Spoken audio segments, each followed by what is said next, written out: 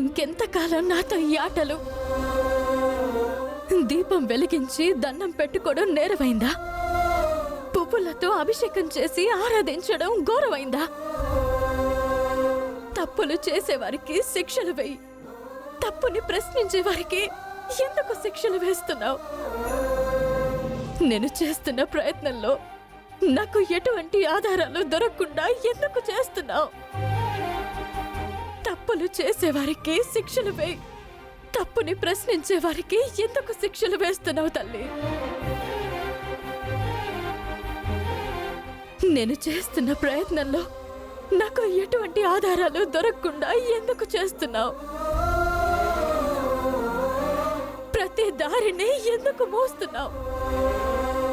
నీ భక్తురాలకి విముక్తిని ఇంకా ప్రసాదించవా? ఈ రోజు నేను నా మాంగళ్యాన్ని పణంగా పెట్టవలసిన పరిస్థితిని తీసుకొచ్చావు. మాంగళ్యాన్ని పణంగా పెట్టడం ఏంటి మేడం? ఆ ఇంట్లో ఏం జరిగిందో తెలుసా? తాళి తీస్తే శ్రీకర్ ప్రాణానికి ప్రమాదమని నాటకం ఆడితే ఆ క్షణం ఆ విషయం గురించి కూడా ఆలోచించడం మానేస్తాను. మాట తప్పితే అందరి ముందు అక్కడే ప్రాణం వదిలేస్తాను. ఎందుకలా అన్నారు మేడం? ఏం చేయమంటావు? ఆ మాయ ఎటువంటిదో నేను నిరూపించలేకపోతున్నాను కదా మరి. అందుకే అలా అనాల్సి వచ్చింది. అయితే నీ తాళిని వదులుకుంటావా?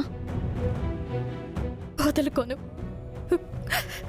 నాకు నా తాళి మీద, అమ్మవారి మీద నమ్మకం ఉంది. ఎవరు ఏం చేసినా చివరికి నేనే గెలుస్తాననే పట్టుదల ఉంది. కానీ ఆ మాయ నా బావని పెళ్లి చేసుకోవాలని అనుకోవడం వెనుక ఏదో పెద్ద కారణమే ఉంది. అదేంటో తెలుసుకుంటాను. నా కుటుంబాన్ని కాపాడుకుంటాను. కానీ నా బాధంతా ఒకటే, అమ్మవారు నా బాధని ఎందుకు అర్థం చేసుకోవడం లేదా అని. నేను మంచి చేద్దాం అనుకున్న ప్రతిసారి అందరి ముందు నన్ను దోషిలా నిలబెట్టేస్తుంది.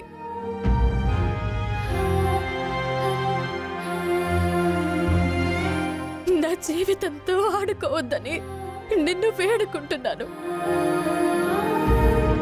ఆ మాయలాడి మాయ గురించి, దాగి ఉన్న రహస్యాన్ని ఎలాగైనా తెలుసుకోవాలి.